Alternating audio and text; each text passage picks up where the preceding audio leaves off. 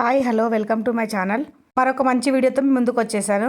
బోటిని clean చేయడం మీలో ఎంతమందికి వచ్చో తప్పకుండా కామెంట్ చేయండి. మనం నీట్గా నిదానంగా చేసుకుంటే ఇంత నీట్గా వస్తుంది అనమాట బోటి. చూడండి ఎంత బాగా వచ్చిందో, ఎంత నీట్గా వచ్చిందో బోటి అయితే.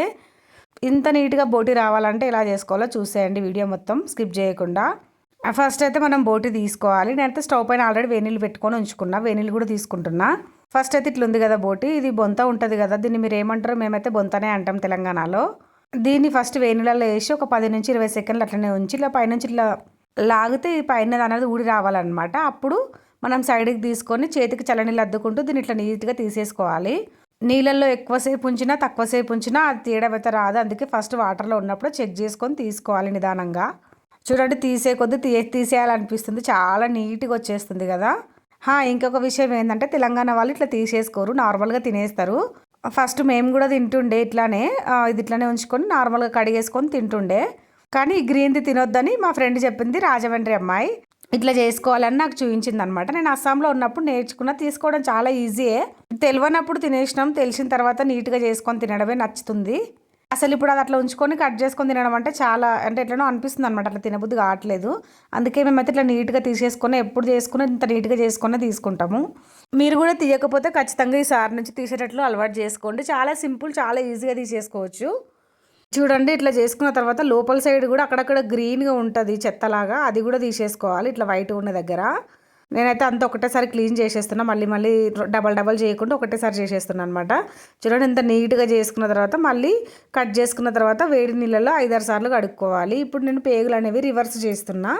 ఒక చిన్న కర్రపుల్ల తీసుకొని దాంతో మనం ఇట్లా రివర్స్ చేసుకోవచ్చు, చాలా సింపుల్. రివర్స్ చేసుకొని వేడి నీళ్ళలో వేసుకొని మళ్ళీ 4-5 సార్లు కడిగి పక్కన పెట్టేసుకోవడమే. ఇంక ఇవి అయిపోయిన తర్వాత ఇవి బంగినేరేడు అంటారు, మరి మీ దగ్గర ఏమంటారు తప్పకుండా కామెంట్ చేయండి. దీనిపైన కూడా ఒక లేయర్ ఉంటుంది, ఆ లేయర్ అనేది తీసేయాలి మొత్తము. ఆ లేయర్ అట్లే పెట్టుకొని తినొద్దు, చాలా జిగురుగా ఉంటుంది, అది కూడా తీసేస్తున్నాను నేను. చూడండి ఇట్లా ఈజీగా వచ్చేస్తుంది, ఒక దగ్గర చాకుతో నాటు పెట్టుకొని తీసేస్తే చాలా సింపుల్ అనమాట.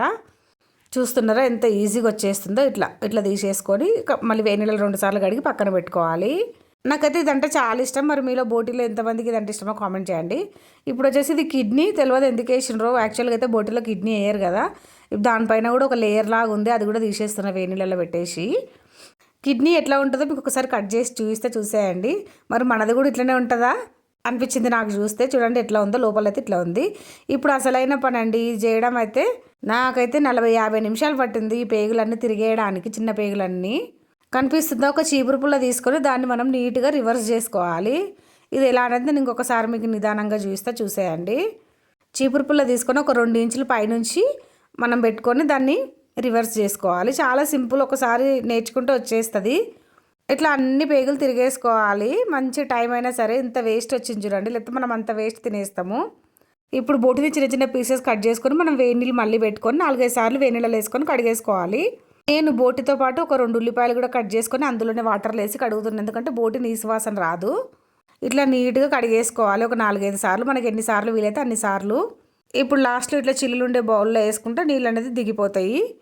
ఇట్లా ఇంత నీట్గా మనం బోటి అనేది కడుక్కోవచ్చు. మనకు టైం ఉండాలి, కానీ నాకైతే కరెక్ట్ 2 గంటలు అట్లా పట్టింది కడగడానికి.